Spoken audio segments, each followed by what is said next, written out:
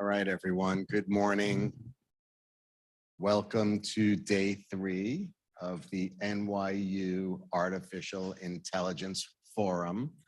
Thank you for coming out today. I think before we start, I wanted to see if we have any questions or topics that you'd like to address. Over the past 2 days, we've had some very compelling guests as well as experiences. I hope you would agree. From New York State Assemblyman Clyde Vannell to Ad Age's Chief Technology Reporter. And then, of course, the whole Midjourney experience, which was fantastic. I'm so excited about everybody's art, and I hope to see it progress beyond that into the campaign level and everything that we've discussed. But does anybody have any topics or subjects that you'd like to cover before we bring in our next guest?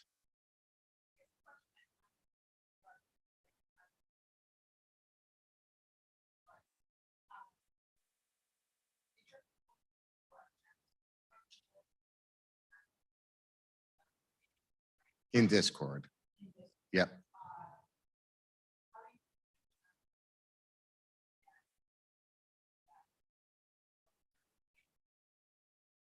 Sure.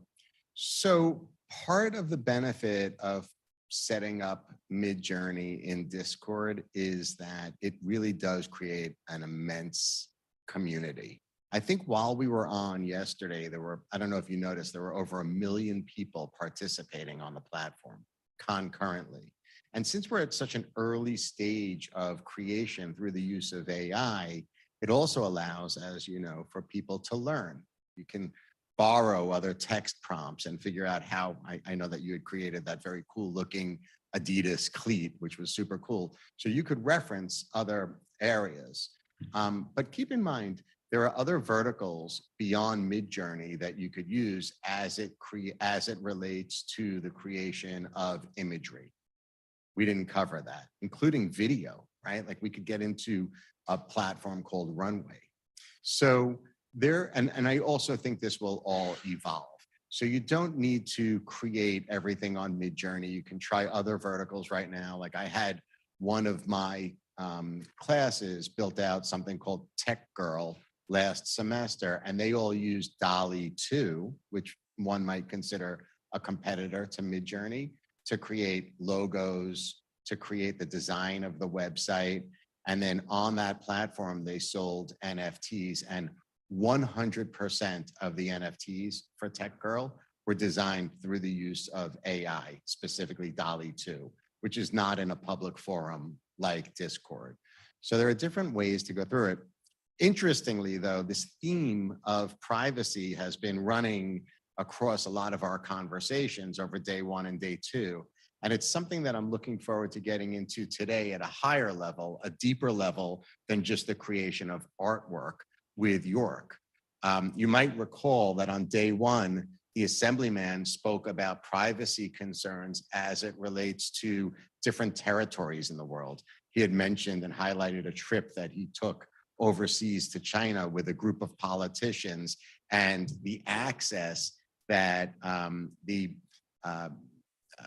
level of privacy, I should say, that occurs in China is far different than that as it relates to perhaps here in New York City.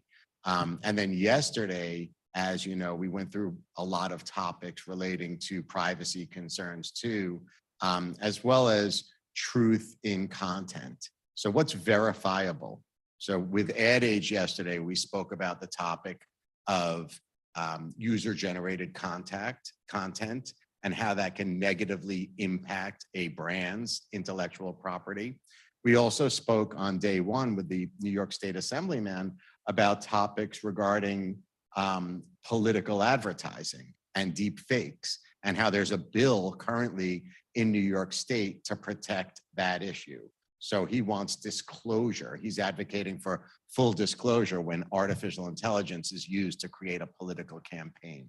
And this is something that I want to get into. I know that it's extending off of your question, but I think it's something that we're going to get into today with our guest, Yorke Rhodes. And I think it's an important topic as well. So, please.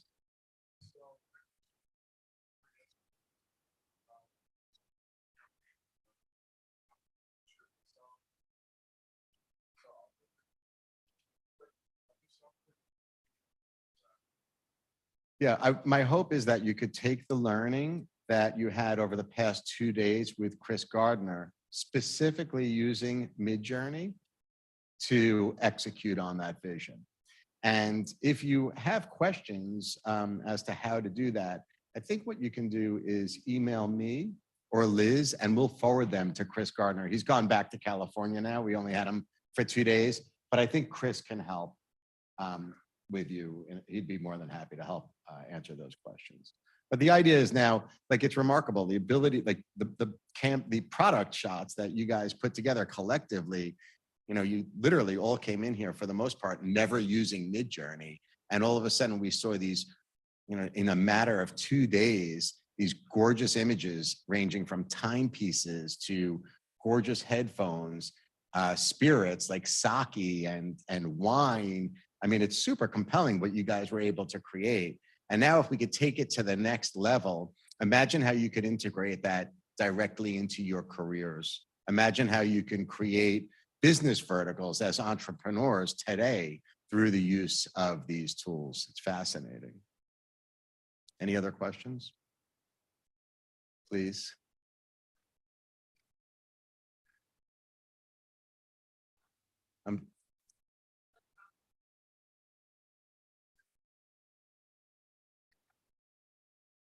Can you repeat the beginning of the question?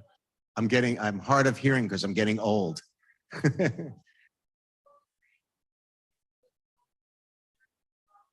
It's there. It's already in. Yes. Yes, they can. And part of what you're doing is also training the artificial intelligence. So as people are participating, this is part of the benefit to Midjourney, like that content and all of that data is being captured and it's training the Midjourney's AI so that these text prompts could, you know, Chris kind of kept referencing the fact that his text prompts can stand on the shoulders of creative visionaries before him. So it keeps building and building and building, and it will continue to improve. And you might remember from this first day lecture, and I'm happy to share the deck with you again, he showed the progression of a woman's image from, I think it was 2021 to today, which was like dramatically different. And that's just showing the artificial intelligence being trained.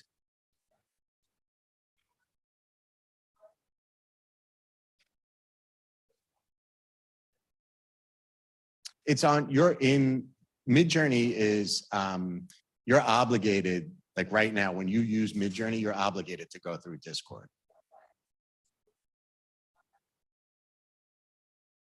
Correct, correct. Well, we did exactly that. NYU created a sub-community. Correct, correct, correct. All right. We're all set. Anything else? All right, very good. Well, with that, I am really thrilled. Again, I think we have another super compelling expert and leader in technology, and I'm really grateful that Mr. Yorke Rhodes III from Microsoft is willing to join us this morning. Yorke Rhodes is the Director of Strategy and Transformation at blockchain at Microsoft. In fact, it's really impressive. In 2015, Yorke co-founded blockchain at Microsoft. So this is a person that is a visionary, truly, and way ahead of the curve. Interestingly, he's also part of the NY community. Yorke is an adjunct professor and also graduated from NYU. And I always enjoy my discussions with Yorke. And I think what we're going to see today is Yorke bring together a lot of these topics, including what I just touched on, this issue of verifiable content and the intersection between content developed through the use of artificial intelligence and how this can come together with blockchain technology. So with that, please welcome our guest, Yorke Rhodes.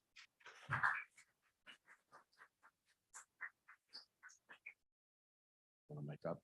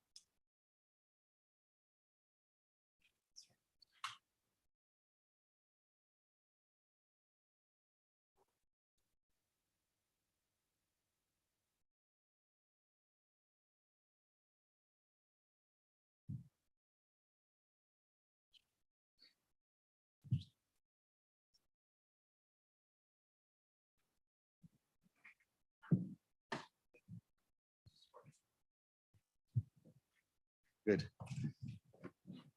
All right, Yorke. Good morning. How are you? I'm good. Thank you again for joining us. My pleasure. My pleasure.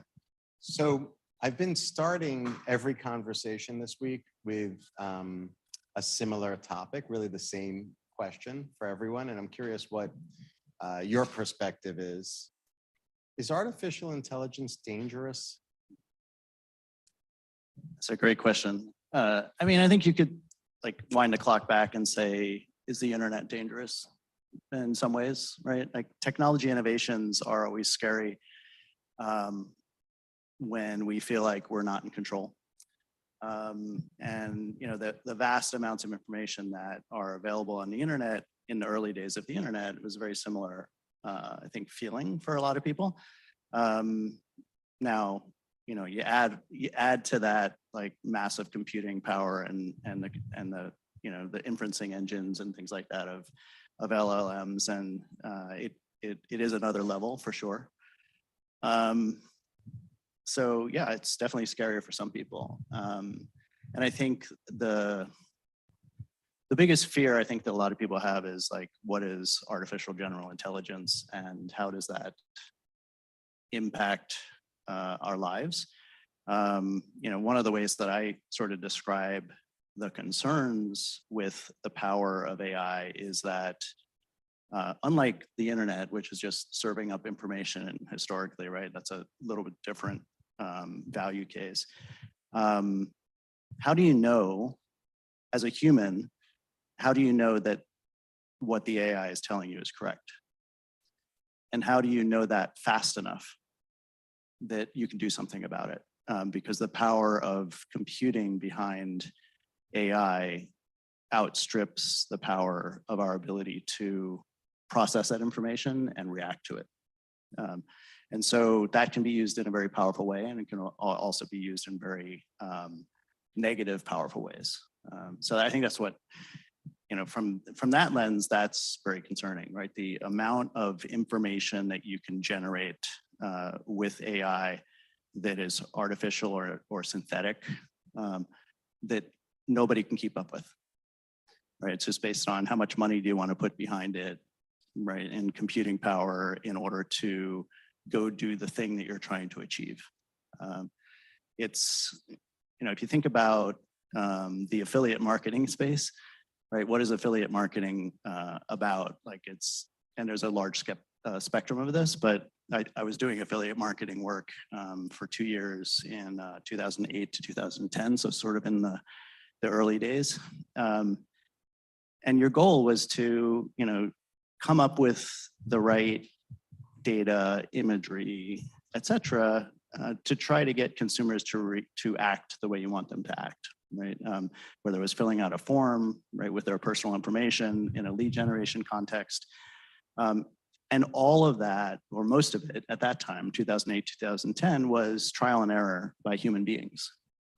You know, move that forward to the world of A/B testing integrated into it. Now you've got machines helping you optimize what's converting the best, right, from a technology capability. And that's kind of like how you can see this evolution of AI as well, as like humans doing something at a certain pace and a certain amount of opportunity that's constrained by human labor, moving to automation with something like A/B testing tooling, and then, you know, just moving to the next phase, which is like, you know, the ability to synthetically create content of all forms, right? Not just text, right? And not just static imagery, but moving video imagery that can now be A/B tested effectively to find out, you know, how can you manipulate large amounts of people to perform actions either for positive or negative outcomes using this tooling. So like all technologies, it can be abused for sure. And that's, I think, what makes most technologies a little bit scary. So you just hit on so many topics that I want to cover today.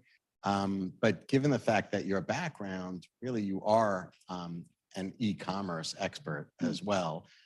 Let's start with e-commerce, and then maybe we could back all the way up to AGI. Sure. On the e-commerce front, I anticipate that through the use of AI, brands will be able to change fundamentally how they interact with the customer along the customer journey, starting from before the customer knows she wants the product. You hinted towards ad campaigns, et cetera, all the way through the purchasing process, and then even post-product acquisitions and returns. I know that in e-commerce today, in the fashion industry, for instance, return rates are between 22 and 35%, which is just massive. Yep. So can you take a second to give us your opinion as to how artificial intelligence can really be a game changer for companies in the way that they interact with their target consumers?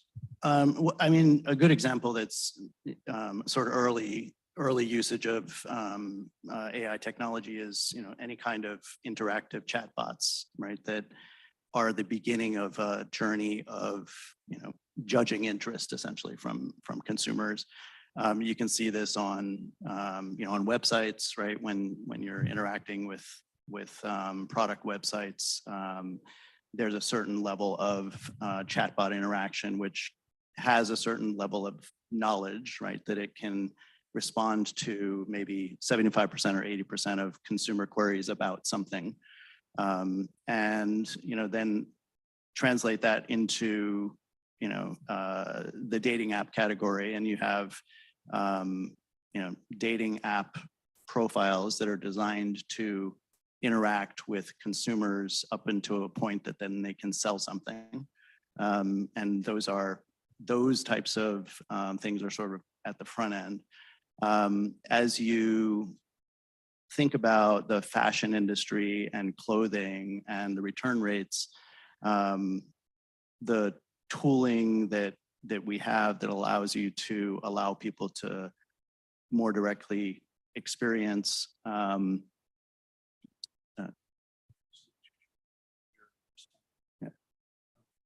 If I could just have the package, there's an error. I apologize. That's okay. I just have a technical difficulty. I'll have a sip of coffee while I'm waiting.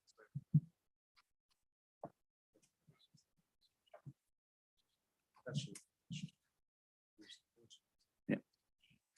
So in, I think specifically to your point about return rates in fashion, right? That exists for, I think, a number of reasons. One is there's a pretty big habit of consumers purchasing multiple goods and trying them on at home and then sending them back. Bracketing. And I think the other is just not with static imagery on an e-commerce site, just not being able to actually get enough of a fit and a look feel. An early example of that obviously was the blanking on the name, that the glasses company that did try on many years ago, but having the ability to try things on in a context that is accessible to consumers, obviously digitally, is all done essentially either through sort of brute force algorithms or most recently in a much more less brute force way through AI. And I think that's also a thing to understand about AI is AI actually enables you not to have to do brute force programming of things because AI can understand how to translate what the consumers wants to do into the endpoints of things, the levers you can control.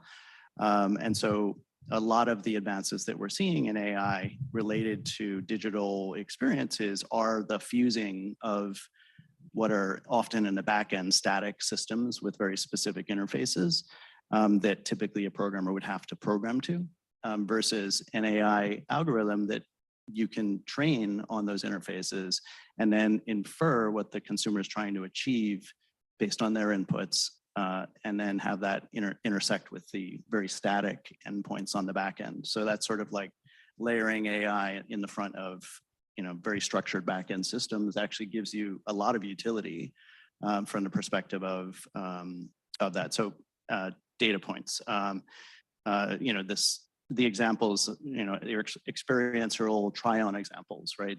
Historically, those were very hard-coded. Like, how do I actually take glasses and place them on someone's face? That's a very programmatic activity from a developer perspective that takes a lot of very specific work.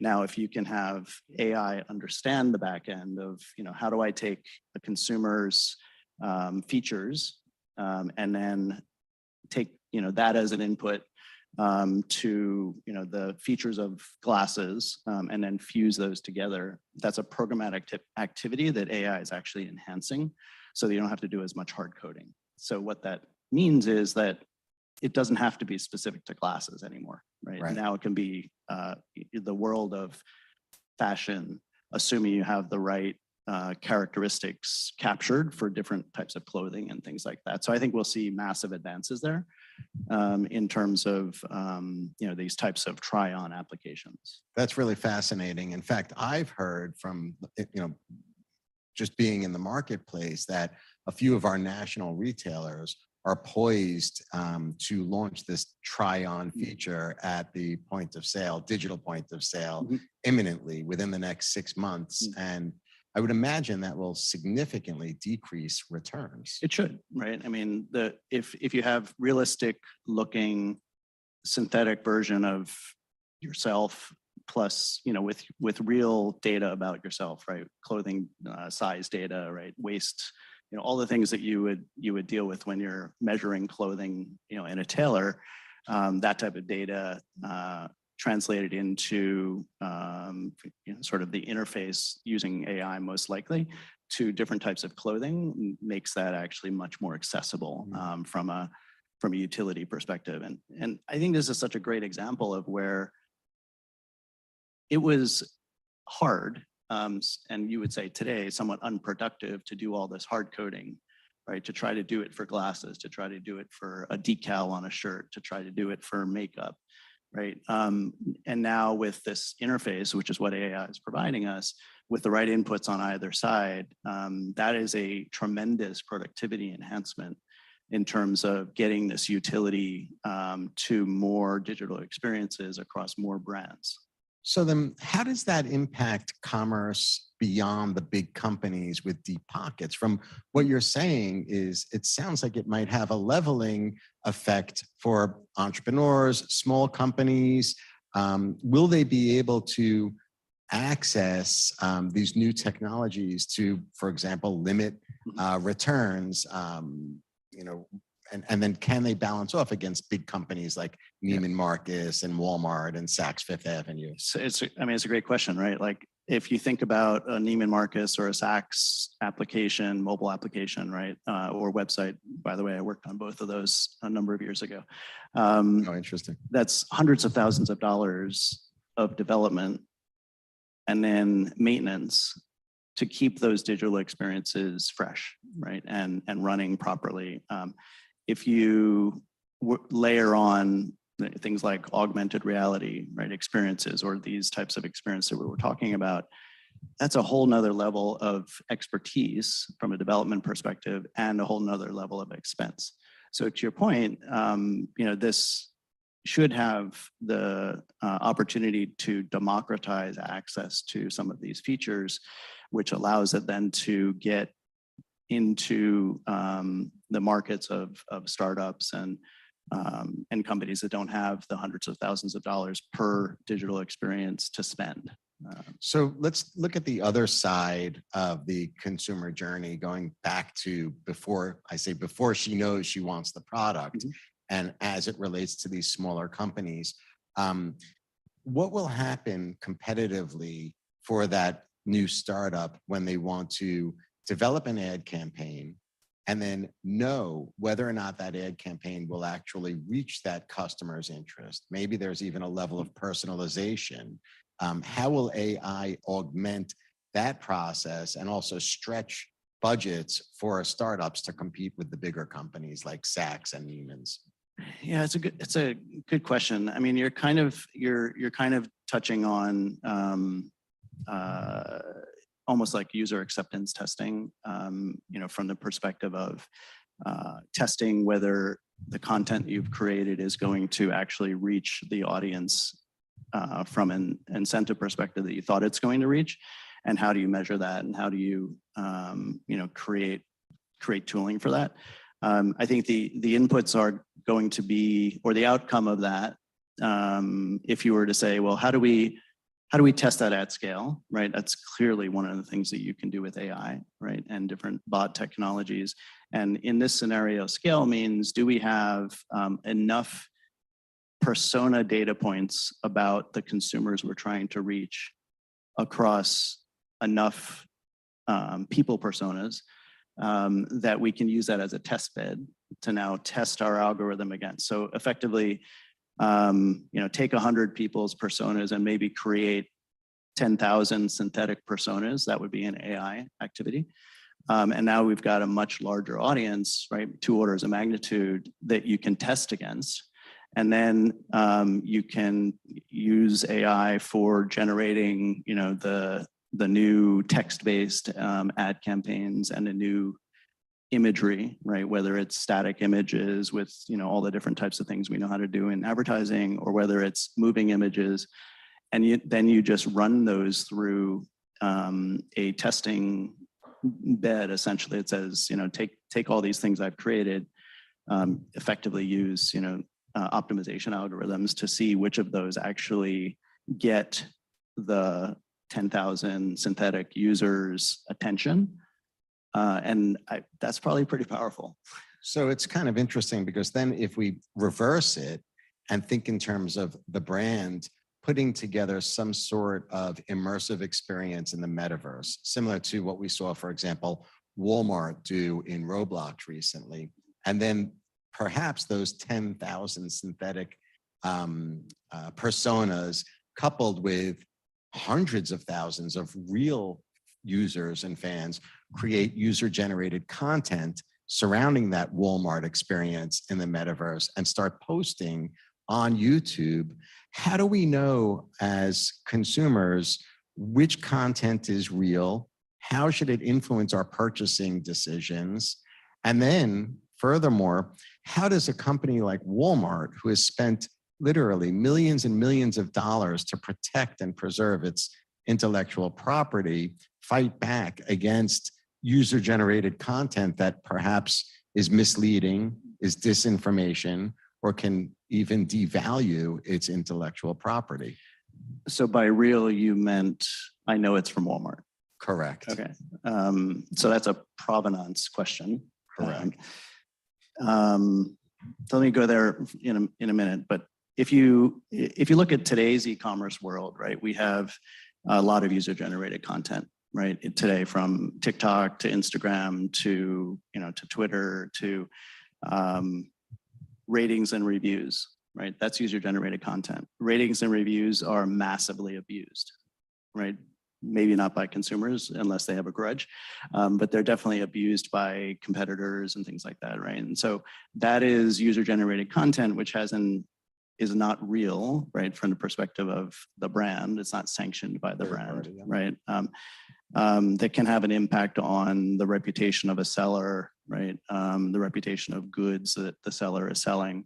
That exists today, right? And I think where you're starting to go is, okay, well, we're putting, and like, take that example first of all. That example today is fairly brute force, right? I can hire thousands of people in some region of the world where, they make money for doing this type of stuff, and they'll go and manipulate the ratings and reviews of brands. So replace those thousands of people with synthetically generated content by AI with certain inputs, and now you can accelerate that without the human element of it. And that's a very negative, powerful way you could use AI in this context. And then sort of winding it forward to the 3D space of something like Roblox or the NYU Metaverse, which is built in spatial, or other tools like that. Now you basically say, well, okay, so how does the digital experience get influenced, the 3D digital experience get influenced by synthetic or generative content? And that's also possible today, right? If you look at some of the examples of lots of different tooling. I don't have at my fingertips which ones I would suggest, but there are many examples of like full-length films being created, right? So this is 3D moving imagery, content scripts, action, real-life action being generated synthetically with tooling that's AI tooling. And so translate that into the metaverse, there's no reason why you can't do that in the metaverse, right? And one of my biggest desires for the NYU metaverse is to have a bunch of AI bots walking around the NYU metaverse, creating activity and interactivity. So anybody who wants to do that project this semester, please look me up. So like NPCs in yeah, games? effectively. So NPC in a game is stands for non-player character. Basically, if you think about trying to generate one in a game, you want to generate activity. Well, actually, let me use this. I know we're going like really far, and I think also like just to bring everybody along with us, some people here might not know what an NPC is, Yes. and I think it's really interesting where you're going. So yeah, I mean, so when you do game design, you have interactions that happen inside of games, and often these are in the form of characters that have very specific scripts that are very programmed, right? And typically in a game, a non-player character, which is what NPC stands for, it means it's not a human person playing a game. It's actually a plant, essentially, of a synthetic action in the form of a human avatar, right, inside of a game. That's what an NPC is. Add onto that NPC, which is a very hard-coded, typically, if you look at most interactive games or multiplayer games today, usually you can figure out like what the NPC characters are because they're very limited in terms of their script. So let's add AI to that, right? And now you've got this massively powerful inference engine that not only has specific instructions, but can react to literally anything that it's asked, right, by a consumer. That becomes extremely powerful. And how you train that AI to perform the functions you want it to perform in a metaverse or a game is actually very interesting. Right? And that technology exists today. They can absolutely. I'm starting to see it, frankly. Yeah, I mean, like if you look at something like spatial, you've got avatars, right? And so what do you need to do to create an NPC, AI controlled NPC inside of spatial is you basically take the avatar, you know what all of the user actions are that control an avatar inside of spatial. You connect that up to the AI so that it understands the landscape that it, or at least it's trained on some of the landscape that it works in. And then maybe you train it on certain things you want it to really focus on. And then because it's in a learning engine, it can wander around the NYU metaverse and explore the entire thing without any direction. So now it learns the environment, and now consumers can come and say, hey, can you tell me where Marc's installation is, with no one having to provide that instruction, right? So all of a sudden these NPC characters that you wanted to be there become intelligent in a way, right? So Yorke, you could take that a little further now. How can an NPC have an impact on e-commerce? If we were in a branded environment, I don't know why we're all over Saks Fifth Avenue today, but maybe we use it as an example too, since everybody here understands Saks. Like, how could an NPC, let's say there was an immersive Saks Fifth Avenue experience, and it was literally like the cosmetic department, one of the restaurants, and the men's department. If there was an NPC in all three locations, what could Saks do to help consumers have a better experience, as well as to trigger transactions to create revenue? Well, I mean, the easiest thing is just to look at the analog in real life, right? Like if you walk through and you used very real life terminology in how you just described that, right? The men's department is a physical location inside of Saks Avenue on Fifth Avenue, right?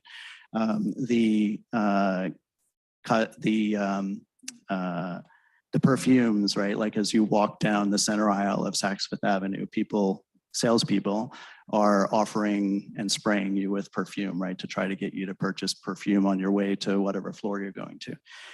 Those are very physical world constraints, right? What's also interesting and people should be aware of is the consumer experience inside a virtual experience is rendered by the consumer's PC, right? And so in theory, that rendering can be very unique to specific consumer persona data as well, right? And so maybe when you walk into Saks Fifth Avenue, there's certain things that are similar for all experiences, but based on your specific data that we can use to personalize that experience, you can change the rendering of it, right? And we know that, you know, Mark and his family are allergic to perfume, so they don't use any perfume in their family. So why even interact, right?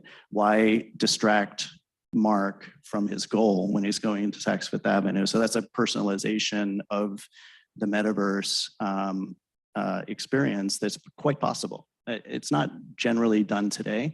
I haven't seen that in a lot of metaverses, but this idea of how we personalize things for to try to get to the outcome of a conversion, because it's all rendered uniquely for individuals, you can modify what individuals see in that experience and use that to actually direct them more quickly to the things that you know they're most likely to buy at this specific moment in time on this specific day. So in a way, the NPC in this example is really controlled by the brand, right? It's centralized in a way, right?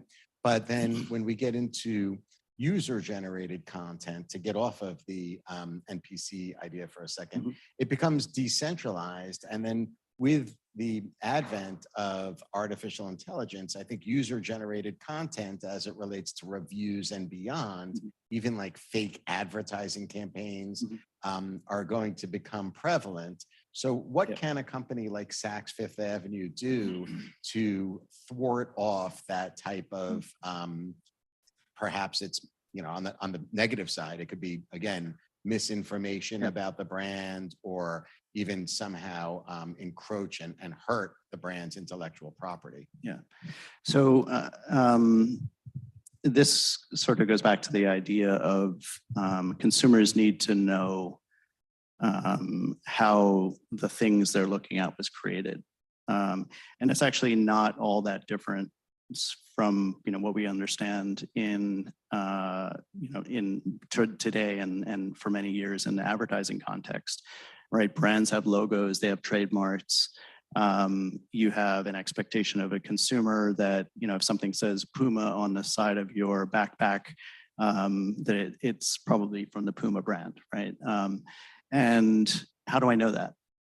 Today, I know that as a consumer because I have the visual reference, right, to that brand, and I have experience with that brand, and I have an expectation of, you know, the Puma figure plus the specific fonts and things like that of the brand. As we fast forward into this world where synthetic content is becoming prevalent, it's much harder to have that visual validation as a consumer. And just goes back to 2 points here. One is we'll talk about how do I get there, but also the point about generating content at the speed with which you can do it now means that it's very, you know, we're on this slippery slope of losing brand representation and the control of our brand. So the best reference that I have to this is, you know, if you look at, so the question then becomes, what can I trust, right? And do I trust what I see? And how do I trust what I see? What I'm looking at, how do I trust it? And where have we had that experience in the history of digital before? There's really, my reference points are really 2 reference points. One is in the early days of the internet, when people didn't really know what a website was, right? And people didn't know that Microsoft had a Microsoft.com site or Puma had a Puma.com site. People didn't have the trust that we have today in the internet. And so they didn't have this assumption that if you go to puma.com that, yeah, it looks like Puma, right? I should reasonably expect it to be Puma, right? Or Microsoft.com, I should reasonably expect that experience to be Microsoft.com. And that is human validation, just by logic, right? And this is one of the problems with, I think, where we get to with AI and synthetically generated content that is lookalike and things like that is how do I know to trust Microsoft.com in the early days when people didn't know what the web is, right? And what a website is today. You had trust scores on websites, right? So you had validation from third-party companies that say, this is a trustful website and it's registered properly and a consumer could go look at that, right? That's a validation that we used in the early days of the internet. The same thing then happened in e-commerce. All of a sudden, when we start transacting on the web, now money is involved, right? And so the level of concern about those transactions goes up because you're about to open up your credit card or your PayPal or your WeChat or whatever the tool is that you spend money with to a transaction on a website. And your question is, do I trust this website? Do I trust And the product. Amazon.com? Do I trust the experience of, to your point, purchasing from Amazon.com, even if it's a third-party product? And how do I solve if that becomes fraudulent, right? And those are, that question of trust is becoming more and more important as we have now synthetic versions of experiences.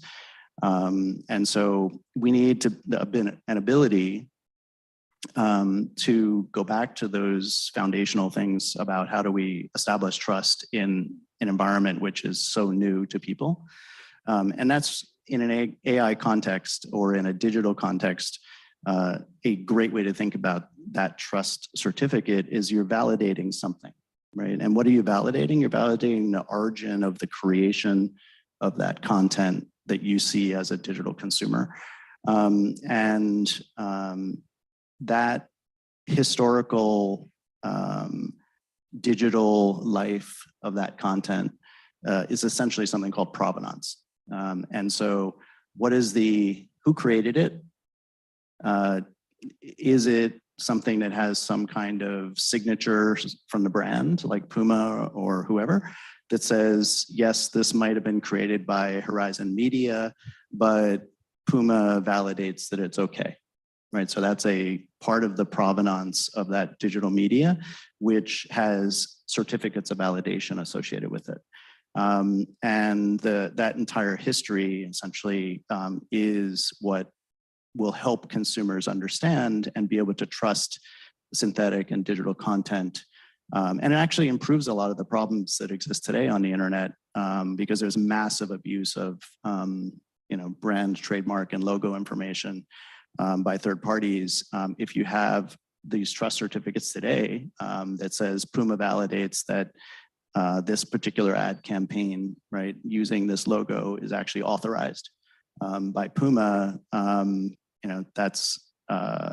that would improve some of the things we have today. So I would imagine then that concern of trust as it relates to valued information or valued digital goods will extend then into the music industry with songs, into Hollywood with film, into fashion with digital apparel and accessories. So ultimately, will blockchain technology be the solution to protect the value for communications as well as digital goods? Yeah, I mean, what I was describing as certificates and signatures, those are essentially inherent in blockchain technology. That if you know blockchain registers things in a sequenced ledger in time, and the only things that can be registered in there are identified by signed keys that are owned by specific brands, for example, in our example here. And so it's very technical, but it actually allows you to create these certificates that you can trust, right? So if, for example, Puma or Microsoft signs something, there's a way to tell that that was actually signed by Microsoft, right? And maybe it's leads back to the Microsoft website and the certificate shows that it's valid and it was signed by Microsoft, as an example. That is not unique to blockchain technology, but blockchain technology is the most scaled up implementation of these types of signed, sequenced digital ledger certificates. And so it's a great implementation and a great place to experiment and play with these capabilities. And to your point, as we move forward with all different types of media, the same problem exists, right? Whether it's 3D moving imagery, film, or video, which is inclusive of AR, VR experiences. You have absolutely the same problem. So how do I know that when I go into spatial and someone tells me in spatial that they're Marc, how do I know that?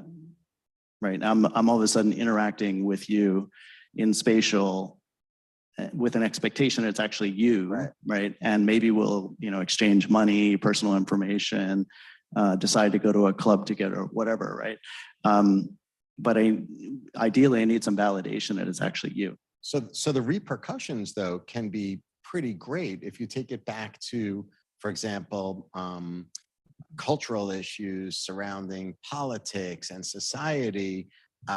If you and I are interacting in spatial and you think you're speaking to me and I'm influencing you and others with a particular perspective as it relates to climate change or other important issues, and it's not in fact me, that can have a chilling effect on even like societal advancement. Yeah, so let's break that down a little bit. So, I mean, it's obviously less important to the world if Marc has a specific position on climate change or other geopolitical issues, but let's assume it's someone like Xi Jinping or Barack Obama, right? Sure.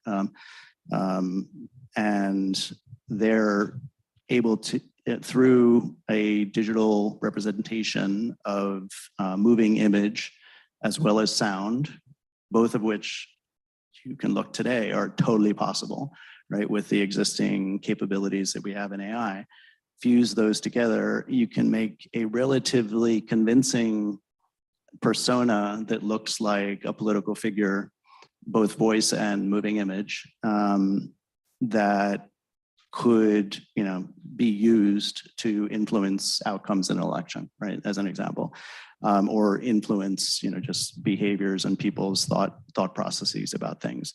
And so then the question becomes, how do you know as a consumer, how do you know what you're looking at is actually not just synthetic? And we replaced the actual words spoken by Barack Obama with some kind of disinformation, and it's being spoken with the image and the voice of that person. Again, both of which technologies are very accessible to you and I today. We can do this today. Yeah. So that's a provenance question. How do I know that the content that I'm looking at is not synthetic? That I need to see the history and the origin of those statements. I need in order to validate that it's not synthetic, I need to understand that the creation of that media content that I'm looking at was done through some kind of technical manipulation or tooling that has certificates associated with it so that I can see the history of how it was created. So it's interesting that you landed on leaders from the United States of America and China, particularly in the context of our discussion surrounding AI, because it seems like there's an arms race surrounding technology between these two entities right now. And I'm curious, from your perspective, is the idea of like democracy versus communism challenged with regards to, let's say, China's capabilities of training an artificial intelligence to believe in its philosophy, communism, with a much bigger population than the United States and maybe more tools available to train AI?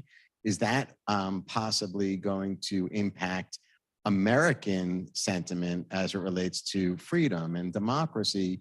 Perhaps we can't train AI at the same level of data input as communism. So where does that come into play? It's a good question. So there's actually an interesting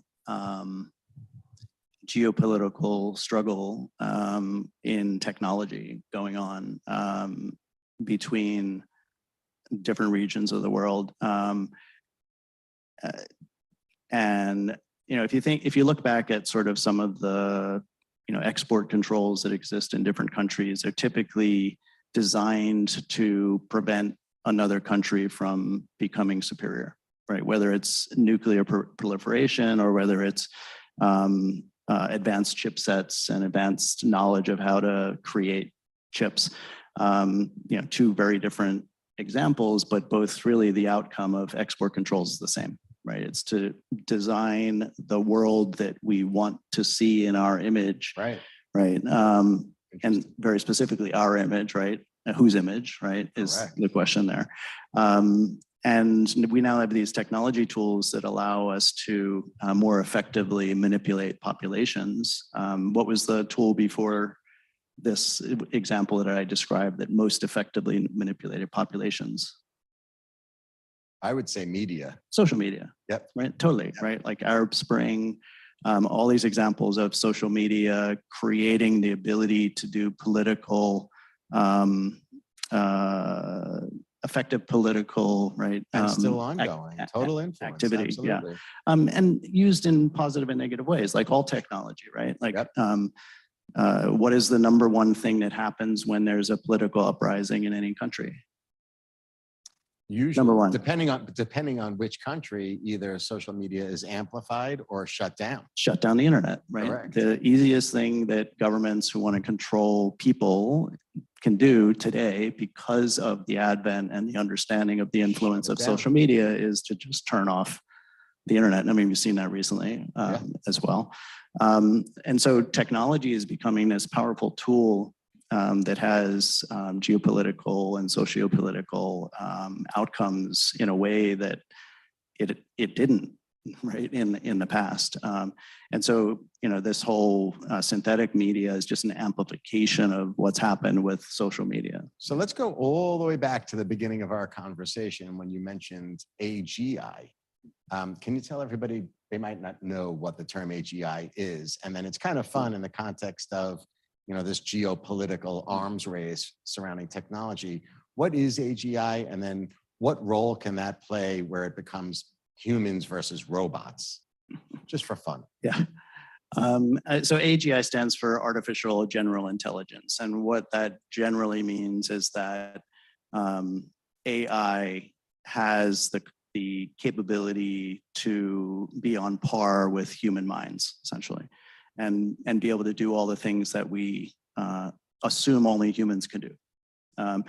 And so this is actually one of the biggest concerns I think a lot of people have about any new technology, but in particular with the combination of cloud processing, which gives you kind of unlimited scale, and these learning models where now these computer AI algorithms can learn much more quickly and get to this is sort of where people fear it's going, right? Like all of a sudden computer algorithms will become more intellectually capable than a human, and that's what AGI is and what the fear of AGI is.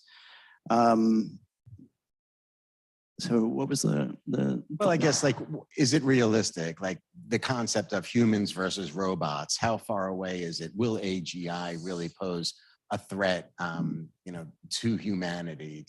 It's a really good question. I don't have a good answer for that. I think you can look at, and Anne and I were talking about this earlier, actually. Look at autonomous vehicles as a data point.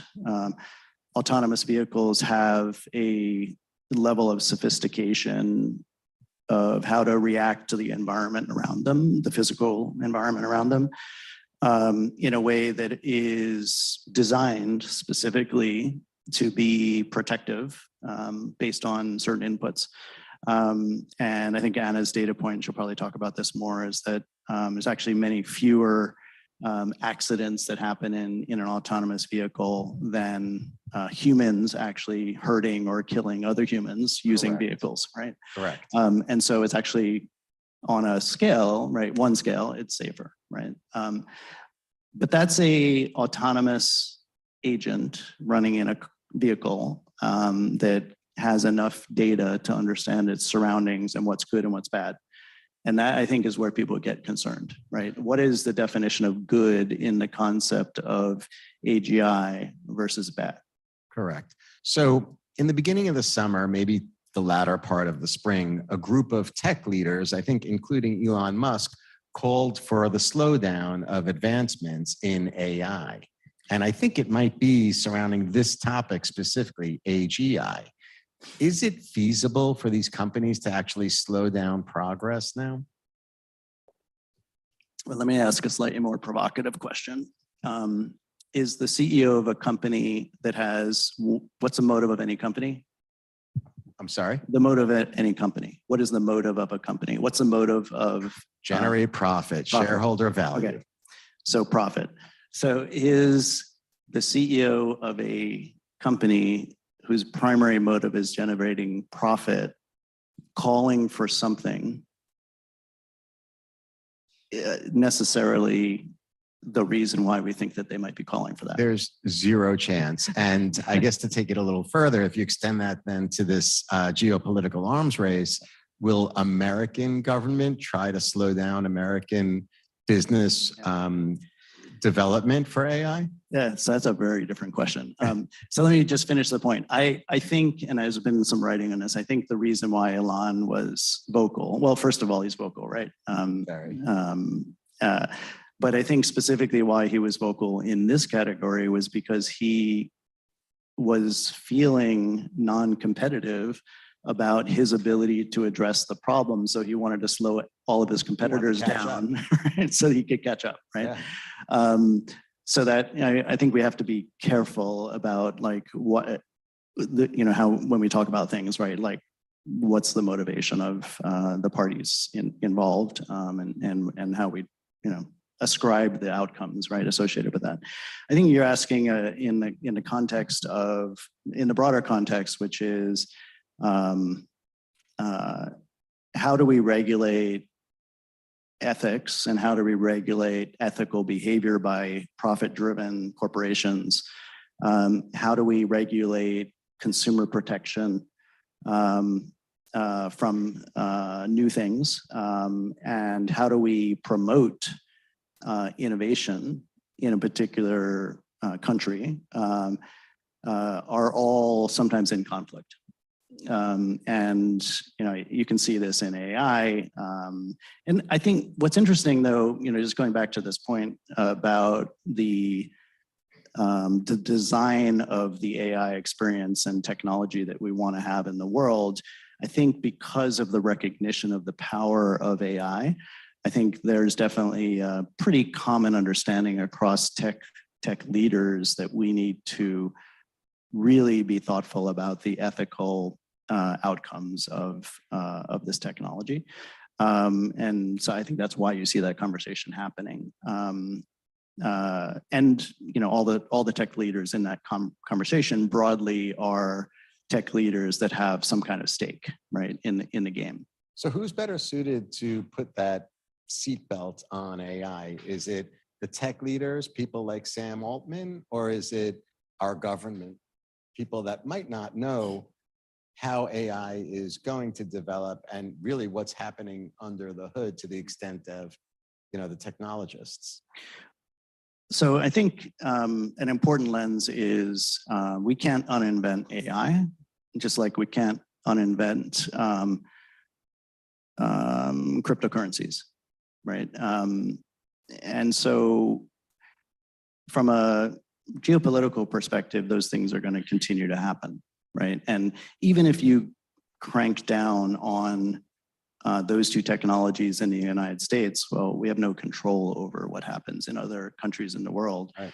And so, it's a great point, right? Like, what is an analogy to this? Like, nuclear weapons proliferation isn't a good analogy, because it is a similar thing that no matter what we do in our country, whatever it is, we cannot effectively control other countries and what they will do. Correct. Right? And so, you use the word arms race, right? And so, yeah, I mean, there's definitely technology races happening around the world. So I don't have a good answer for that. I think I sort of crossed a couple of different lenses, because consumer protection is really important.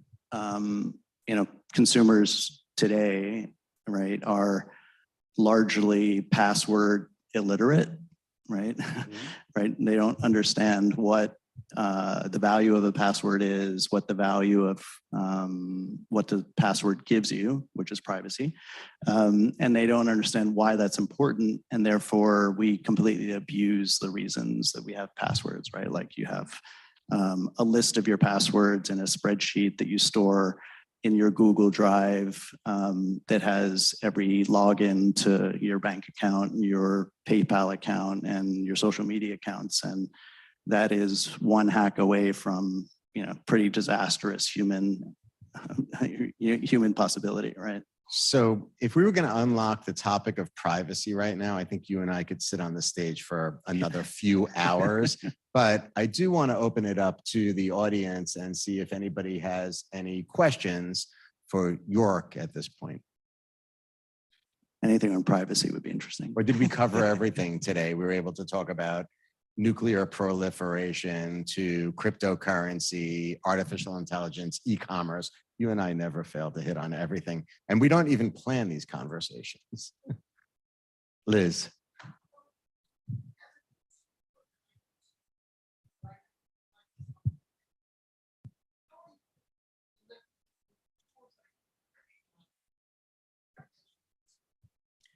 It's like a sales pitch. So the question was from Liz was, how is Microsoft delivering AI capability in its products and helping consumers leverage these powerful tools to be more productive? So it's a very good question. I mean, Microsoft's perspective on this is that AI is a co-pilot. We've been using the word co-pilot for some time, actually. It started in our development team, where you have GitHub Copilot as a tool which helps enhance the productivity of a programmer. And so we look at that lens as a powerful sort of positioning of this technology, which is the technology is not autonomous, it is a co-pilot. So like a pilot, co-pilot. So who's the pilot? The consumer. The co-pilot is the assistant, right? That helps you navigate things more effectively, potentially efficiently, if you know how to use the tools. And so from a Microsoft perspective, Microsoft is basically recognizing that this is probably one of the biggest shifts in the computing technology landscape.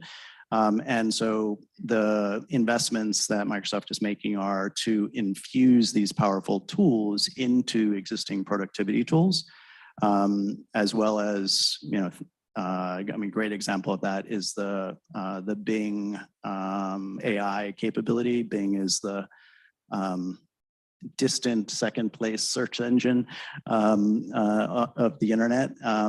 And the Bing AI capability was actually a big revelation that, hey, we can actually be way more effective with search results than the typical, Google index search algorithm of 100,000 links that a consumer now has to go deal with, right?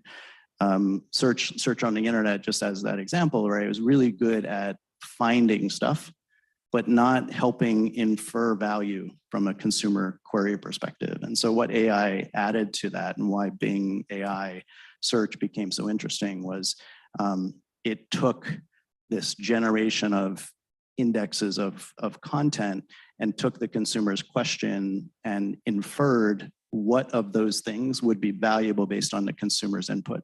And so that's a great example of, if anyone's ever compared a a Google search to an AI enhanced search result through something like Bing AI. And now actually ChatGPT has this capability as well. It's just released by OpenAI. The productivity gain is significant, right? Just think about your typical internet search, right? You get back thousands of ranked links, and then as a consumer, what do? Like that doesn't get you your answer typically, right? So you got to go into each one of those articles, consume those articles, consume that content, and then as a consumer, extract the value, right? And so what the co-pilot of AI is doing there is actually doing that second step for you. And then if it doesn't return, exactly what's perfectly meaning for you, then you can augment your query, ask it to go further, ask it to pivot, and then that creates, the next set of interactions. And so a co-pilot to enhance productivity, that's just one example. It's a very simple example that anyone can actually go sort of test and compare on their own. So it seems it's.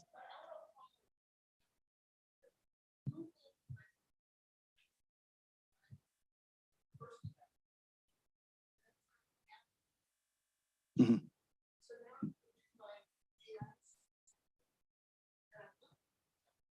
Right.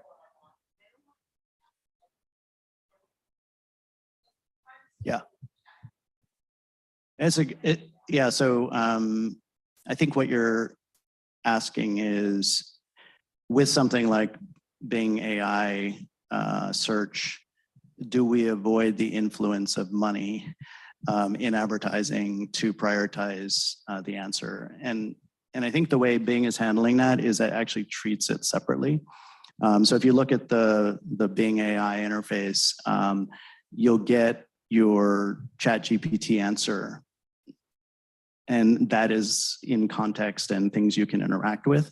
And then what happens is on the sidebar is advertising shows up related to the content. And so I think there's a separation of what's happening in the AI experience with the consumer, and then stuff on the side, just like we have with advertising today, that's actually you could have paid advertising against. I don't know that for a fact. I'm inferring that from what I've seen. I think that's how it's actually acting. So I think it's a great point, right? Like we will destroy the value of a AI co-pilot for search if that is influenced like search is influenced today through money and advertising. But it's inevitable, right? Because Microsoft bet big on OpenAI, right? OpenAI is partners now with Microsoft. They went early in, and I think they tried to really ramp up Bing to compete with Google. And it's from what I'm reading, the impact really hasn't yet performed to the extent that Microsoft had hoped from a competitive perspective as it relates to search versus Google. However, OpenAI's relationship with Microsoft, if you take it down into like Office, is really interesting now because there are some tremendous plugins into Microsoft Word, into Excel that are fueled by OpenAI products. Yeah. So that's interesting too. Yeah, I mean, the partnership with OpenAI and Microsoft goes back, I think, at least 4 years. Yeah. So Microsoft was an early investor in this project. The connection between real-time internet data through Bing Search AI and ChatGPT was an advancement over what ChatGPT itself was trained on, right? If you do anything just in ChatGPT historically, it would only have data going back from 2021, right, and prior, right? So you basically had in your ChatGPT responses through OpenAI a response that was only relevant on internet data up to 2021, and so the Bing ChatGPT capability basically brought current internet data and internet indexed data into the results, essentially, of ChatGPT. And that was a pretty interesting inflection point, which I think, if you look at the history of Microsoft in search, right, Microsoft has always been in a distant second place. and the inflection point when this capability was introduced into search was probably the first time in many, many, many years in the search market that there's been an innovation. And that's the most important thing I think about this. It is an innovation that is net positive to human beings in terms of the capabilities that's brought to bear. So Microsoft also invested in Databricks. Are you familiar with Databricks? Yeah, there's been Databricks has been long available as tooling inside of our cloud. Yeah. And some say that that's an antithesis of sorts to OpenAI. And I've even read articles where some commentators are saying Microsoft is creating this internal tension between Databricks and OpenAI. And I'm curious if you can explain to everyone what Databricks is and why, if at all, that tension might exist. Yeah, maybe you can help me here because that's not my area of expertise. Yeah. Well, isn't Databricks the idea? Isn't it giving users and programmers the ability to create more specific types of focused AI versus generalized content creation? Isn't that? Well, there are tools in the Microsoft Cloud. So it's the Microsoft Cloud is called Azure. So there's Azure AI and Azure Cognitive Learning Tools. One of the things that is really important, and I heard this in your conversation earlier, is if you're using a tool like OpenAI or Bard or other tools on the internet, and you're putting information into those tools, you should have a reasonable expectation that those inputs are being used for something, right? Whether it's to train the system further or whatever, right? And so, as a user with proprietary data from your company, you definitely don't want to go to, take a spreadsheet and say, analyze this spreadsheet and provide me with some outputs. So that's where we have to think, you have to be very thoughtful about how do we take the power of AI and use it in the context of proprietary data. So Databricks could be used in that capacity. I don't know. It becomes special. I think it becomes like a wall. Exactly. So what you're describing is essentially the open internet version of a utility versus a company specific implementation where you could safely put proprietary data. And then the consumer version of that is you can run the full ChatGPT stack on a consumer PC now, and that allows you to have full control as a consumer of that tool, right? That none of that data that you're running on your local PC and using that AI for goes beyond your PC, right? And so you're basically training that individual PC implementation of the AI instance. And so that's consumer version on a PC, cloud version that's running a closed proprietary environment with the same tooling, and then open internet version, which is public, right? Essentially. Yeah. Exactly.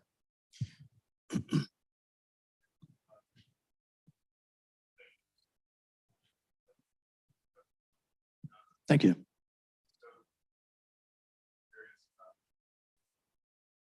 Okay.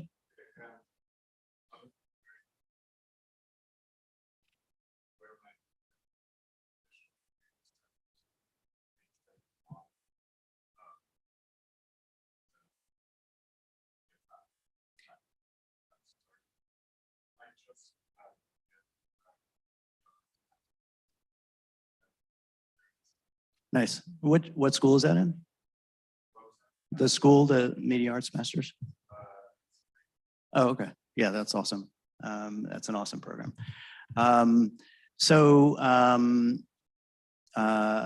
Elizabeth was one of the founders of the NYU Metaverse, and it's built in spatial, so that exists today. It's actually, if you haven't been there, it's really cool. Actually, the link was provided as part of this talk, I believe. It's live now. This is broadcasting live in that. And Spatial, by the way, is a company that's headquartered in Soho, which is kind of cool as well. You can visit them. And they're a startup, right? So they're taking obviously a lot of input and feature requests. And I think what you're probably asking about is what I talked about earlier, which is this ability to create a NPC characters essentially in, the basically AI controlled avatars that roam around this metaverse experience. Okay, so that's the context. What was the question? How to get started?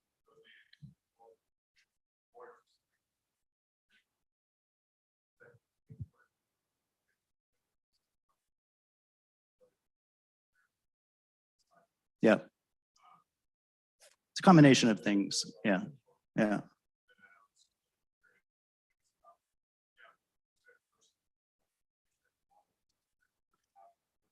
Yeah.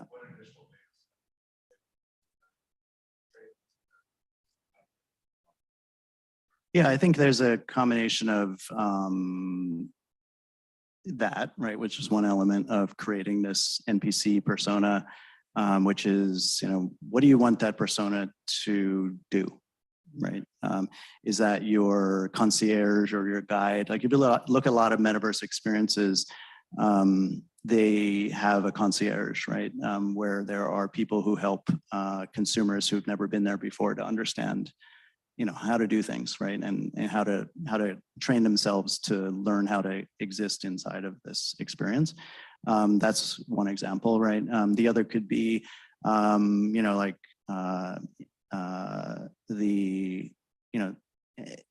whatever content, right? Like I'm glad because it's fun. Like I've seen, I just got to weigh in here because I've seen outside of spatial NPCs created in Fortnite through the use of Unreal Engine, which gives literally photorealistic images of people. So you'll walk over to someone standing on the corner of New York City, and it used to just be an NPC that is, pretty like really worthless to a certain extent. It's just happens to be part of the game. And now you can walk over to this random individual and start having a full conversation with her or him, and it's trained on AI. You could do this now, and it's having a full conversation with you about, the street, the neighborhood, the block, the weather, politics, everything. Right.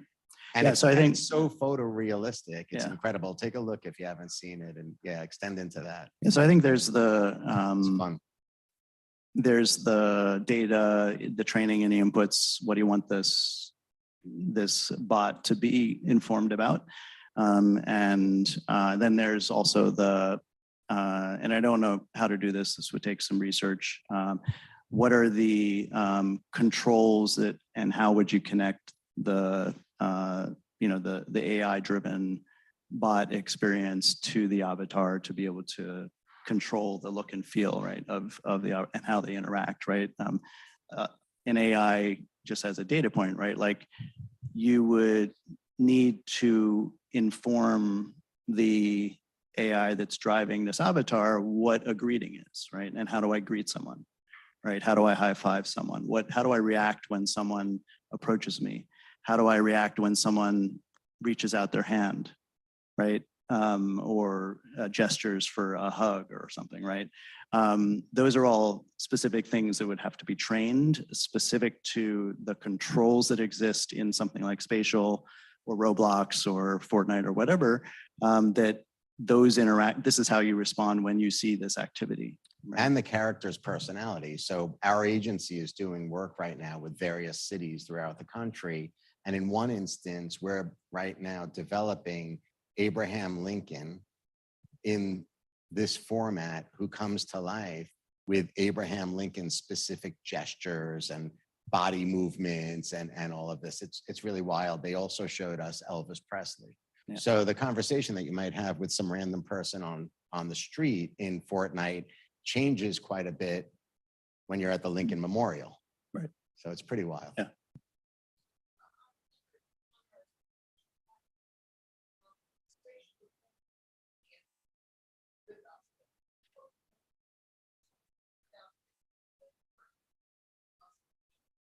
Awesome. Yeah. Please.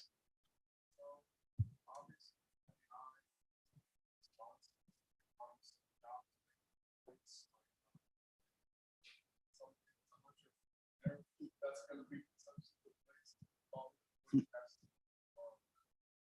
actually some really good examples on the internet of therapists. Like, what does a therapist typically do? I mean, not to diminish the profession at all, right? But a therapist often repeats back to you, you know, sort of the things that you're concerned about and thinking about, and helps you further explore them.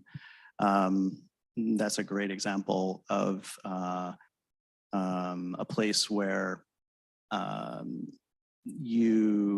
don't think you're going to replace the specialty of a lot of things, right? At least at this point in time. But therapy is not accessible to a lot of people, right? It both from a physical location perspective as well as a economic perspective, right? It's an expensive thing to get into, and typically the more you get into it, the more revenue it generates for the therapist, right? So yes, it is an economic impediment. So one of the things about technology like this is that it gives access to more people.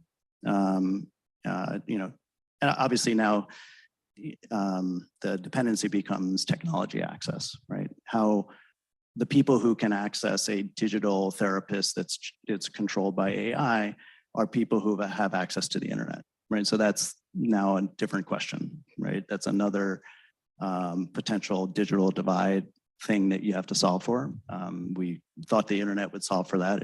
It you know, largely hasn't. There's still, you know, massive differences between the expectations of someone who lives in New York and someone who lives in a village, right, in the middle of a you know, the middle of a jungle, as an example, right? Yeah, it's an interesting conversation. I think this is a good spot to end this conversation, because I know Anna is going to join us a little bit and talk about these human related topics as it connects with artificial intelligence too. But it's worth noting, we could talk about this offline. The mayor of Reno actually instituted an initiative for her entire constituency surrounding mental health, wellness, and leverage technology to purchase therapy literally for her entire city. So with that, everyone, why don't we give Yorke a tremendous round of applause for his sage wisdom, insight, and expertise today. Thank you so much. Thank you. Really appreciate it. Thank you. Really excited about the technology landscape and the opportunities that we have. As I mentioned, with the NYU Metaverse, I think that's a great exploration of how we can apply some of these experiences. And my e-commerce class in the grad program for SPS starts on September 11th. So maybe I'll see somebody there. Thanks.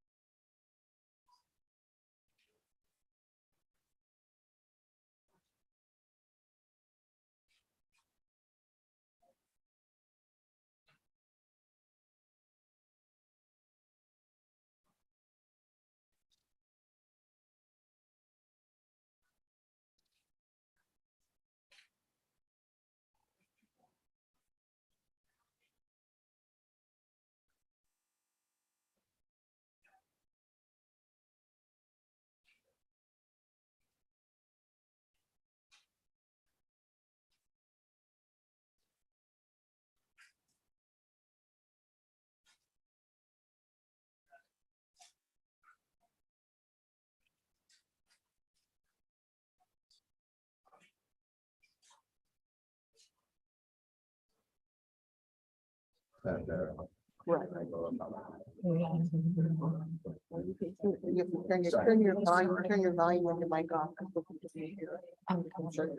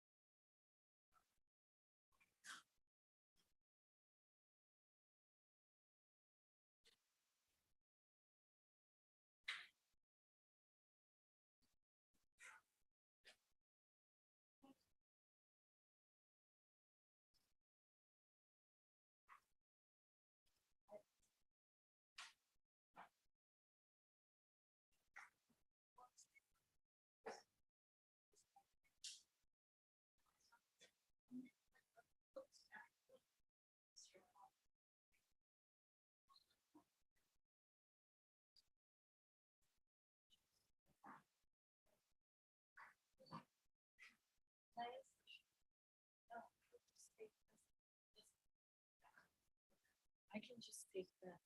And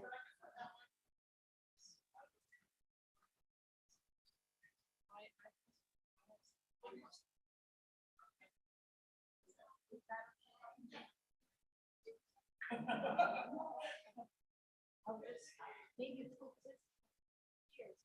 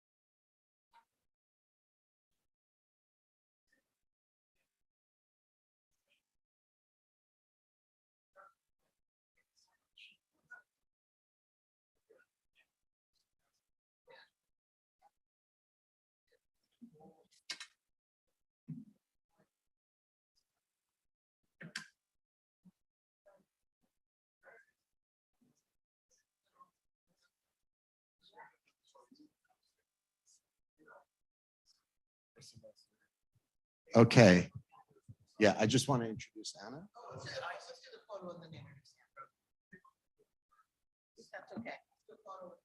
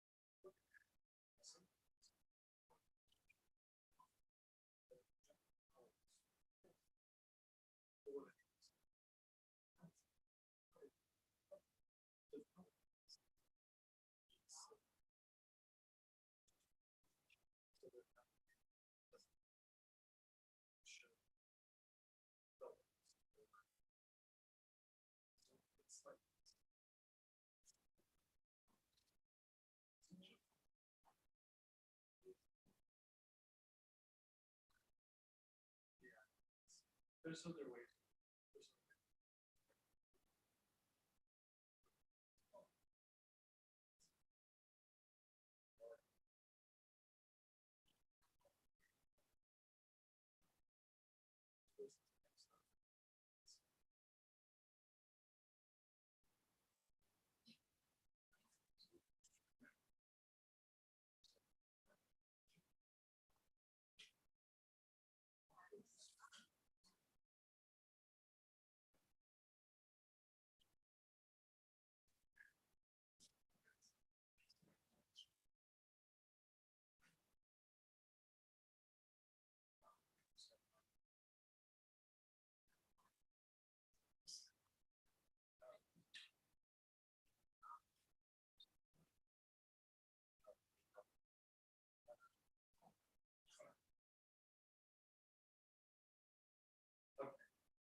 Let's get started again.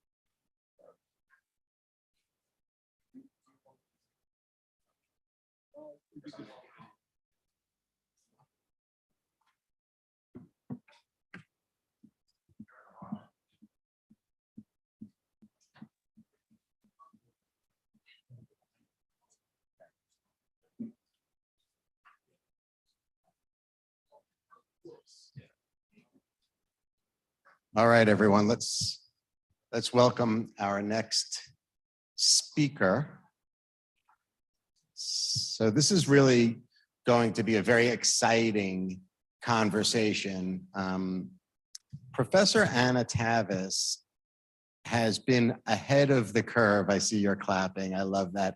So you probably are aware, Anna has been ahead of the curve as it relates to technology innovation and beyond in working environments within the workplace and beyond. And just to talk about it for a second, Dr. Anna Tavis is a clinical professor and the academic director of Human Capital Management Department at NYU School of Professional Services.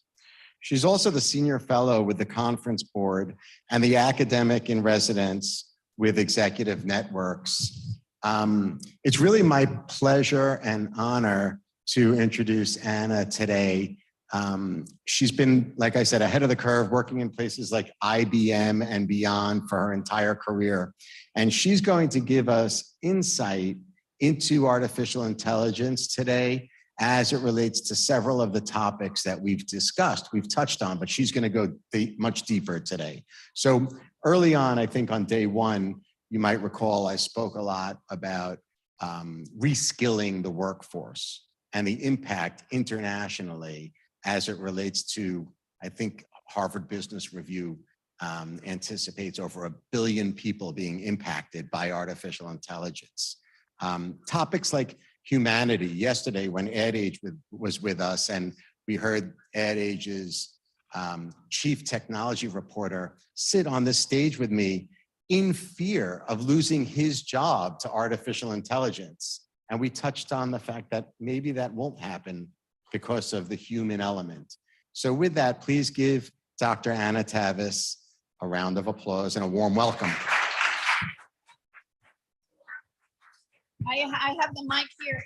By the way, I wanted to make it more interactive. So if you guys want to move a little closer on this table so that we could have a conversation, because I hope that I have, prepared material that will be somewhat provocative for all of you to think about that. We don't, I took liberty and deviated a little bit from the skills conversation to something that is very rarely, I think, not really, it's discussed, it's out there, but it's just overwhelmed. The conversation about what I want to talk about today is overwhelmed with the technical conversation. So, the title of my conversation with you today is Feeling Machine. And it's about the rise of emotion. Emotion AI. We all talk about AI, but there are lots of different terminologies that are emerging, trying to sort of indicate what it is exactly about AI happening. And what my conversation today is going to is around what's very fundamentally human emotion and how does the mind deal with these types of issues. What's happening? What are the innovations that will help us better understand where we are going to be as a society and what we're going to be. And I just wanted to this summer, I did a book on digital coaching that involves AI as well, which is something that the previous panel was discussing, like therapy and other types of professions that are integrating these technologies into their core toolbox. Core skill set. So let me start with an anecdote. In 2019, just like you are all preparing to start your academic year, John Kelly IV walked into my class. And he's an alumnus, very experienced, kind of very deeply both in HR on the one hand and technology on the other. And so the assignment was come up with an idea, innovative ideas, if you were, and put it out there in the market and see, you know, if the idea takes off. So John's idea was replace the CEO with the mom. And it's kind of counterintuitive because especially in most days, we were still talking about kind of manual jobs and really repetitive jobs that were going to be innovated out by these technologies. But John went straight to the top, right? And it was very interesting to see what the rationale is. You know, we want to hire me, I must start with the CEO. Most importantly, John comes with the compensation diagram. CEOs are most expensive in any, it's about 100 times machine less than even part of talking about jobs. So the average worker earns what a CEO makes. So, you know, we're definitely safe. But then there was a whole range of qualifications, qualities that he felt needed to be improved. Here's a list a little bit. They're big picture people, but they might miss details. They don't often listen, they just don't have the time, the whole no process to go listen. And they're busy people who, you know, very difficult to get hold of. So what is he proposing? You know, the numbers are not going to be an issue. The second bullet I love, everyone by paying attention. What about if we program our CEO with 10 minutes slide, which means that he will be accessible to everyone, he or she be able to be accessible to everyone and all the time. And we'll be also taking information from everyone because capacity, social, not chatty, and able to adjust their speech. Who they need to walk over there and teach you. Because they're going to have a way of measuring, sensing where the other person is. Because by the way, they might very quickly go through personality assessments that might be available online and just make those types of calibrations in how they are investing in people. And most importantly, they'll also run around, get the coffee or any other heavy task that sometimes you try to do, and you'll never become. So that was a less than qualification. And what was striking, and I'm going to think about it, that the numbers actually became first. And the rest of the quality that needed improvement. And that's human skill that we by the road are actually human. Right? Those are the quality people that will happen. And so sure enough, just around that time, these types of headlines started to show up. The first company to replace the CEO of the bot was a Hong Kong piece company, and it was interesting to me, the various companies advised and things like that. That it was the robot was created in a female shape and form, right? And you, the AI was the therapist. And then those are the ones, my favorite problems. The first role the CEO says, Elon Musk and Mark Zuckerberg would lose their jobs to AI. If we pursue, you know, this innovation in that direction, right? This, if you think.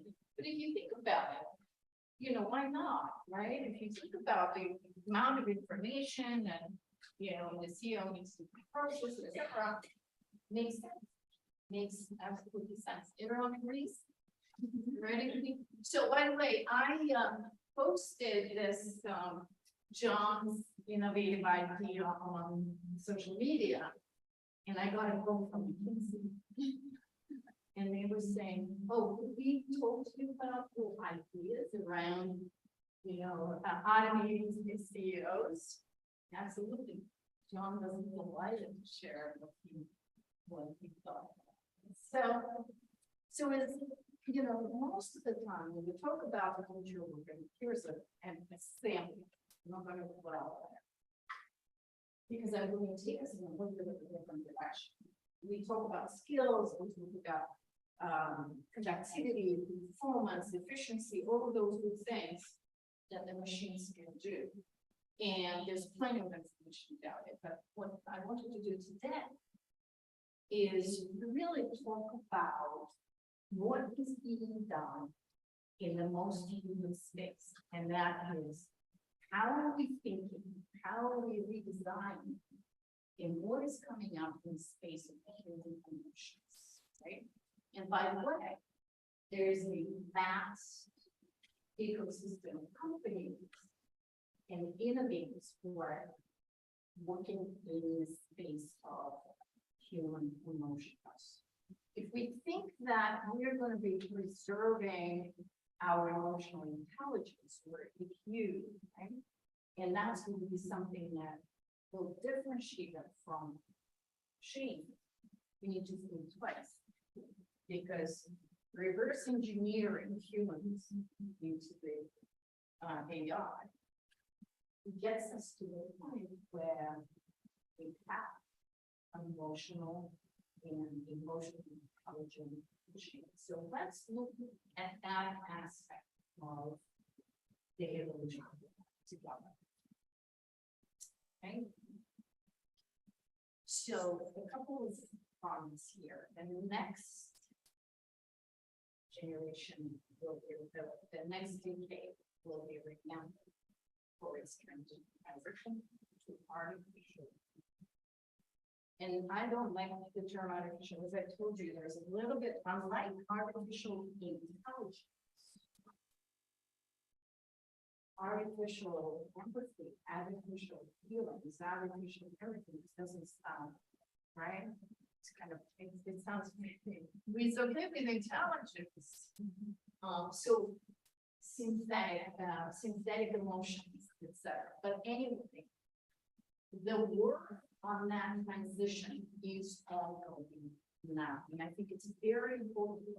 Even when we think about job to be paying attention to the other side of innovation. That is this particular space. And a couple of different issues, artificial empathy, or emotional AI, and other, I will be also using the term effective computing, that when it comes to companies in that space. And it refers to the capabilities of machines, especially AI systems, to recognize, understand, and stimulate the emotions. Intelligence obviously is about decision making, language understanding, everything, all the good things that we heard in this workshop together. But emotional AI or artificial empathy has that emotional dimension, the abilities that the machines can bring to the past. It's almost scary to want to show you some examples. Effective computing is more like study and space development of systems, devices, typically focused on the hardware and software, how it's actually done, and recognize, interpret, process, stimulate. It's more architecture description. But I want you to remember these terms and think about how they apply in the most human professions. So can you please read understand. And the answer is, again, they are getting there. Some of them are getting even better than humans, especially in the space of speech recognition. So motion and speech recognition machines are actually better than humans in identifying emotion through speech. The research has been conducted for quite some time in that space. That's probably the most advanced area of machines recognizing emotions in speech. And we know that it works in customer service areas where, you know, as an irate customer calls their service provider, and just based on the tone of that person, how they're saying whatever they're asking them to say, technology can pick up what kind of response needs to be aligned with this particular customer, and even bringing in human, you know, a human provider who specializes in working with disgruntled customer, right? So, like, don't put that rookie on that job. Somebody's very, very new, just starting the job, lots of turnover in customer service. So speech recognition, the human accuracy is actually about 60%. So machines are getting that. Emotion in facial expression. And that's also what I was saying, that's usual using facial action coding system that has full taxonomy of emotions that has been developed. So machines that we train the same way as they train everything else. However, coding understands emotions, neutral, joy, sadness, surprise, anger, fear, trust. And AI again is close to 70% recognition of what kind of emotion you are expressing. And by the way, speaking about cultural issues here, or racial differences, etc., we're beginning to fine tune even to that level of decision. Right? The differences in facial expression universally accepted that they pretty much share across culture. Emotional simulation, where machines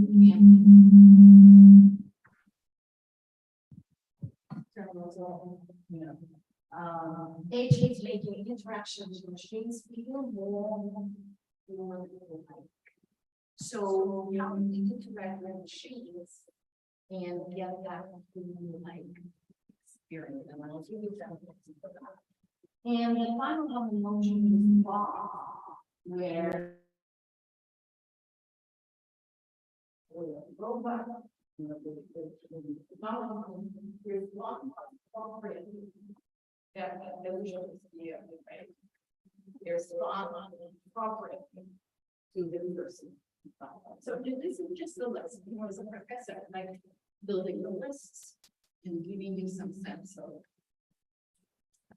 So companies working on this will be not surprising to some of the big players in the AI, but also definitely.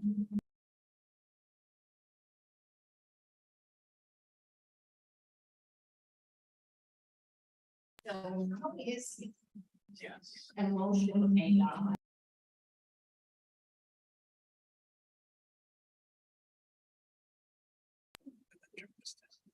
Healthcare, you know, one of the most advanced economies where this is in Japan. As you know, there's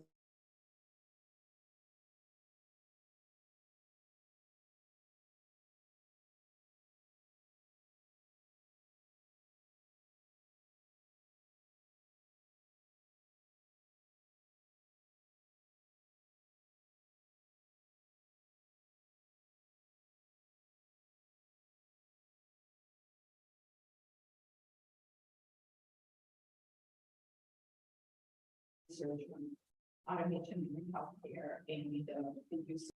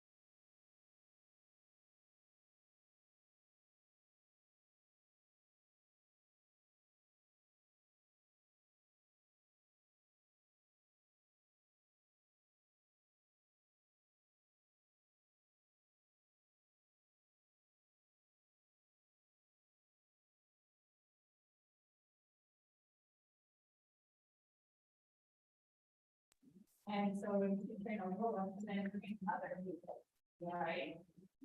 We have a little bit more empathy for others, and we're trying to do that more. It's really an excellent point because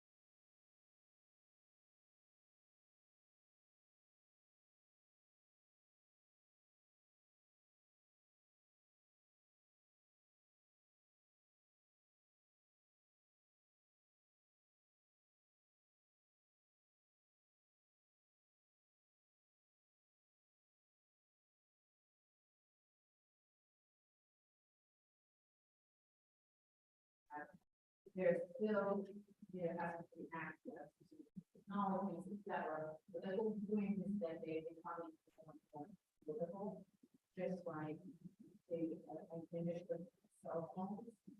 You know, I remember one thousands of dollars. Now, it's still very, very model that we want, but they're pretty much available, right?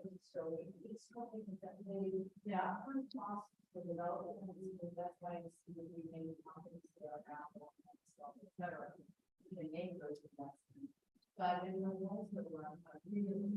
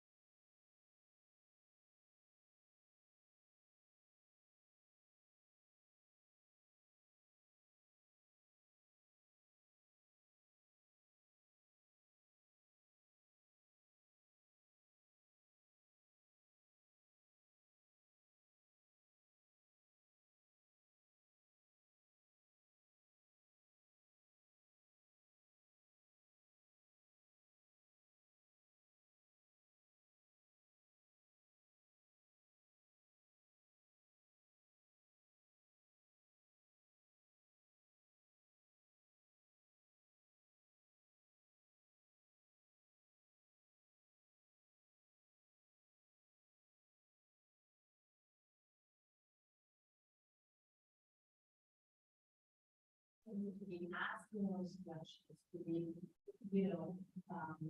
looking at what's happening. And thinking forward, because it's the faith that needs to be defined.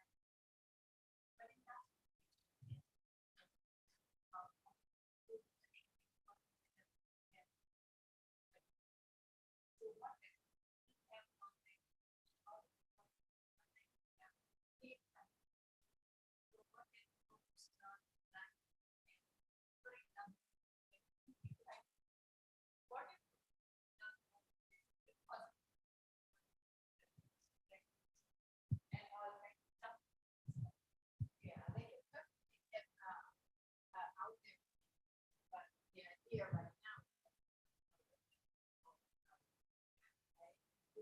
It's still sort of a job. We're not there yet. There. All right. Thank you so much.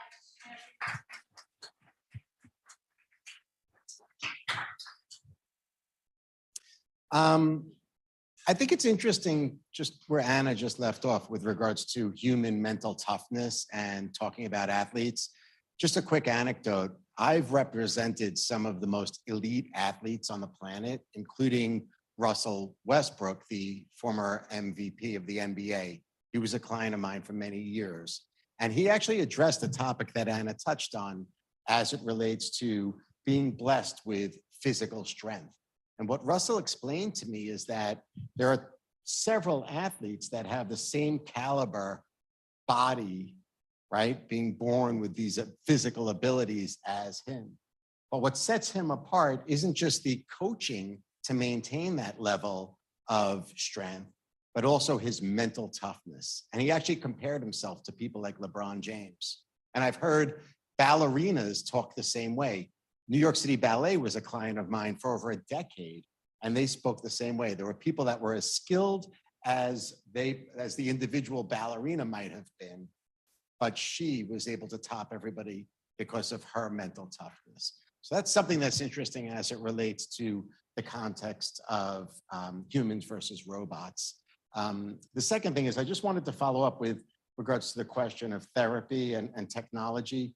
I referenced Mayor Shivi from Reno purchasing a subscription for all Reno residents. I think it was around the time of the pandemic to combat mental health issues. She spent $2 million on a platform. It's supposedly the number one digital therapy platform. The name of it is called Talkspace. So you might want to take a look at it. It's a real good, affordable resource, apparently, Talkspace.